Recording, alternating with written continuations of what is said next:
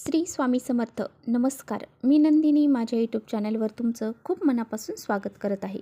तुमच्या मनातील सर्व चांगल्या इच्छा स्वामी महाराज पूर्ण करो ही स्वामींच्या चरणी प्रार्थना करते आणि आजच्या व्हिडिओला सुरुवात करते. तत्पूर्वी तुम्ही जर चॅनलवर नवीन असाल तर चॅनलला सबस्क्राईब करा. त्याचबरोबर शेजारचं जे बेल आयकॉनचं बटन आहे ते प्रेस करा, जेणेकरून मी जेव्हा नवीन व्हिडिओ अपलोड करेन त्याचं नोटिफिकेशन तुम्हाला मिळेल आणि तुम्ही एकही व्हिडिओ मिस करणार नाही. तर चला करूया व्हिडिओला सुरुवात. तर पहा, आज आहे रविवार आणि आज ग्रहणाचा दुसरा दिवस आहे. म्हणजे आज आहे ग्रहण करी दिन.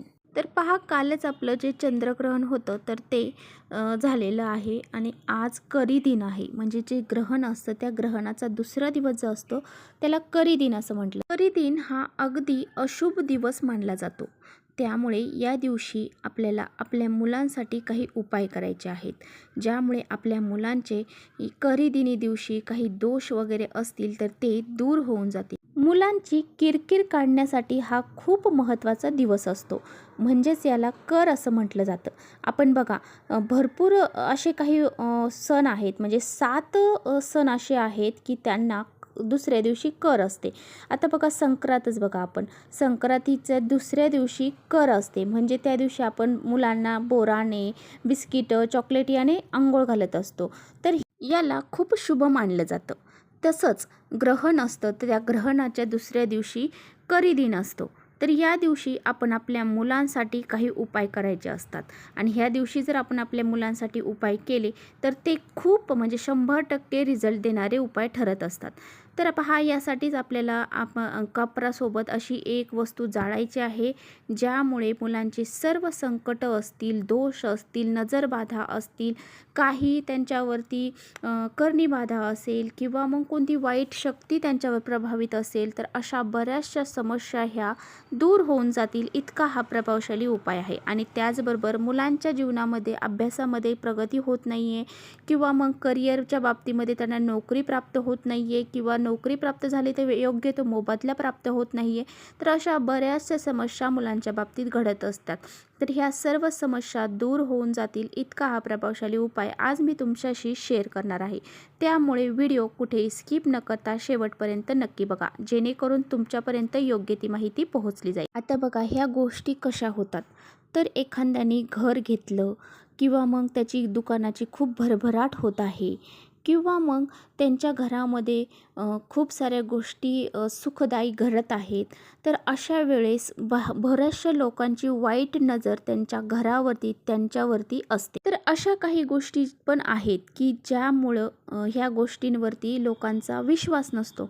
तर बरेचसे लोक असे आहेत की त्यांचा नजर लागणे या गोष्टीवरती विश्वासच नसतो. तुम्ही बघितले का, मुलं खूप हसत खेळत आहेत आणि अचानकच आजारी पडली, मग ते खूप किरकिर करायला लागतात, जेवण करत नाही, आजारी पडतात आणि मग आपण हॉस्पिटलमध्ये घेऊन जातो, मेडिसिन देतो, परंतु तरीसुद्धा त्या मुलांमध्ये काही फरक जाणवत नाही. ते जेवण वेळेवर करणार नाही किंवा मग खूप हट्टीपणा करणार आणि ऐकणार नाही. अशा बऱ्याचशा समस्या मुलांच्या बाबतीत घडतात. ती लहान मुलं आहेत तर ते फिडिंग घेत नाही. अशा बऱ्याचशा समस्या लहान मुलांच्या बाबतीत त्याचबरोबर मोठ्यांच्या बाबतीत बी घडतात. तर बघा, ज्याचा ह्या गोष्टीवरती विश्वास नाही, ज्यांना नजर लागली या गोष्टीवरती विश्वास नाही, त्यांनी हा व्हिडिओ नाही पाहिला, ही माहिती नाही ऐकली तरी चालेल.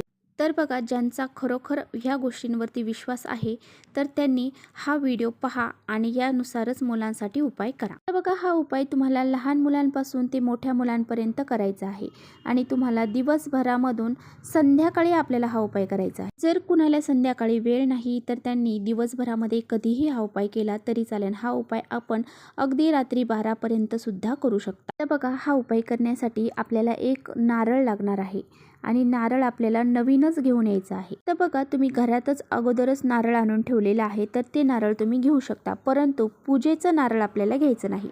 म्हणजे ज्या नारळावरती आपण पूजा केलेली आहे असं नारळ आपल्याला घ्यायचं. तर बघा, तुम्हाला जर 2 मुलं आहेत किंवा मग 3 मुलं आहेत तर तुम्ही ते तिन्ही मुलांसाठी, दोन्ही मुलांसाठी एकच नारळ वापरायचा आहे. मुलांना आसन टाकून बसवायचं आहे आणि त्यानंतर बघा, आता हा जो नारळ आहे तर तो तुम्हाला मुलांच्या डोक्याला लावायचा आहे आणि त्याच्या डोक्यावरून गोल आपल्याला घड्याळाचा काटा फिरतो तसा फिरवायचा आहे, परत डोक्याला लावायचा आहे, परत फिरवायचा आहे, परत डोक्याला लावायचा आहे. असं घड्याळाच्या काट्याप्रमाणे आपल्याला 7 वेळा फिरून घ्यायचं आहे आणि डोक्याला टच करून घ्यायचं आहे. आता बघा आपल्याला 3 कापराचे वडे घ्यायचे आहेत. जर तुमच्याकडे भीमसेनी कापूर असेल तर अतिउत्तम. हा कापूर खूप इफेक्टिव्ह कापूर आहे, त्यामुळे हा कापूर घ्या.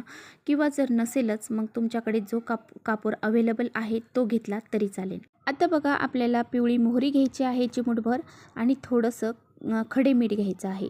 जर तुमच्याकडे पिवळी मोहरी नाही तर तुम्ही काळी मोहरी घेतली तरी चालेल आणि जर खडे मीठ नाही तर बारीक मीठ घेतलं तरी चालेल. आता बघा नारळ हा आपल्याला कुठेही सोलून वगैरे घ्यायचा नाही, जसा नारळ आहे तसाच घ्यायचा आहे. आता ज्या कापराच्या वड्या आहेत तर त्या आपल्याला त्या नारळावरती ठेवायच्या आहेत आणि त्यानंतर त्यावरती आपल्याला पिवळी मोहरी आणि जो काही आपण ते खडे मीठ आहे तर ते त्यावरती टाकायचं आहे. आता असं केल्याच्या नंतर ह्या सर्व वस्तू त्या कापरावरती आपल्याला नारळावरती ठेवायच्या आहेत आणि तो कापूर जो आहे तर तो आपल्याला प्रज्वलित करायचा आहे. आणि प्रज्वलित केल्याच्या नंतर थोडासा चरचर आवाज येईल. तो नारळ लगेच तुम्हाला उचलायचा आहे आणि तुमच्या मुलांच्या डोक्यावरून उतरवायचा आहे. तर उतरवताना बघा कसा उतरवायचा आहे. तो तुमच्या मुलांच्या डोक्याला थोडासा टच करायचा, परत जमिनीला टच करायचा, असं आपल्याला 7 वेळा उतरवून घ्यायचं आहे. आता बघा बरंचसं चरचर जर तुम्हाला वाटायला लागलं तर थोडंसं थांबून घ्या आणि परत तो डोक्याला लावा मुलांच्या आणि खाली जमिनीला लावा. असं प्रकारे आपल्याला 7 वेळा तो नारळ मुलांवरून उतरवायचा आहे. तुमची 2 मुलं असतील तर दोन्ही मुलांवरून उतरवा, 1 मुलगा असेल तर एकावरून उतरवा. तर बघा हा नारळ उतरवत असताना तुम्हाला तुमच्या मनामध्ये म्हणायचं आहे, येणाऱ्या जाणाऱ्यांची जर नजर लागली असेल तर ती निघून जाऊ दे, मुलांवर काही इडापिडाला असेल तर ती निघून जाऊ दे, मुलांची किरकिर निघून जाऊ दे, मुलांचा हट्टीपणा कमी होऊन जाऊ दे, मुलांच्या आयुष्यामध्ये आनंद येऊ दे, असं तुम्हाला म्हणायचं आहे. आणि अशा प्रकारे तो नारळ तुम्हाला मुलांच्या डोक्यांवरून उतरवायचा आहे. तर बघा हा नारळ मुलांवरून उतरवून झाला की त्या वस्तू शांत झाल्या की लगेच आपल्याला तो नारळ घराच्या बाहेर घेऊन जायचा आहे आणि लगेचच तो वाहत्या पाण्यामध्ये विसर्जित करायचा आहे. आता बघा तुम्हाला ह्या ज्या वस्तू आहेत तर त्या इथे तिथे कुठेही ठेवायचा नाही. तो नारळ इथे तिथे कुठेही ठेवायचा नाही, घरामध्ये इथे तिथे ठेवायचा नाही. आपल्याला तो डायरेक्ट बाहेरच घेऊन जायचा आहे आणि वाहत्या पाण्यामध्ये विसर्जित करायचा आहे.